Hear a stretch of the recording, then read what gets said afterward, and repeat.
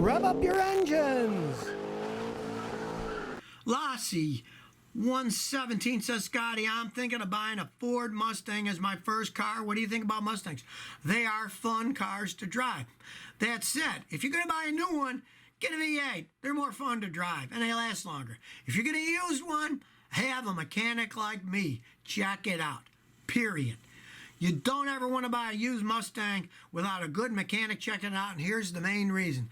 The main reason is, guys buy Mustangs, a lot of them drive them really hard, and you don't want to buy something somebody wore out.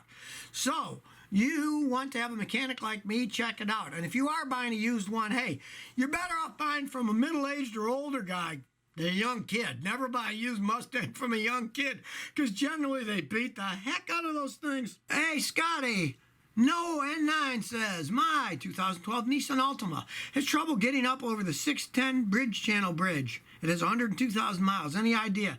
Okay, here's the thing. When you got a vehicle, and that's a steep bridge, and it won't make it up the bridge much, you're losing power under load. So the first thing I'd say is change the fuel filter. A clogged fuel filter will do that.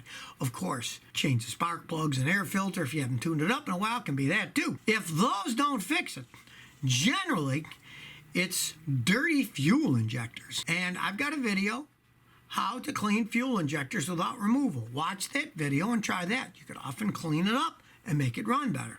Now, if that didn't do it, what you could do was have a mechanic pressure test the fuel pump, because if it is weak and it won't accelerate uphill, the fuel pump itself could be going out.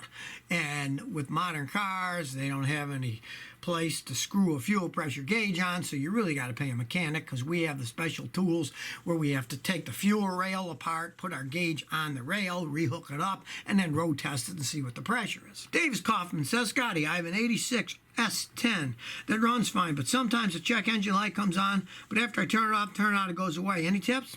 Okay, if you want to know what it is, when the check engine light is on, have a mechanic scan it with his computer and see what code comes out. It's an 88, so it's really old, and it doesn't have the good data that a 95 or newer car has on it. But the way they work is, when you're driving your car, if there's a problem, the check engine light comes on, sets a code. But that's such an old car, it's OBD1. Once you shut it off, then it restarts the system again. And when you start it up, if it's not on, then it comes on later. But then when you turn it off and it goes on, it's a really minor problem that you're not going to have to worry about. If you do want to know what it is, you're going to have to get it scanned while that light is on. Because those old systems, they don't keep much data. If it was a newer car, 95 or newer, it wouldn't matter whether you turned it on or off. It would have the historical data and show you what that code was. But that old thing doesn't work that way. There are much more basic computers in them.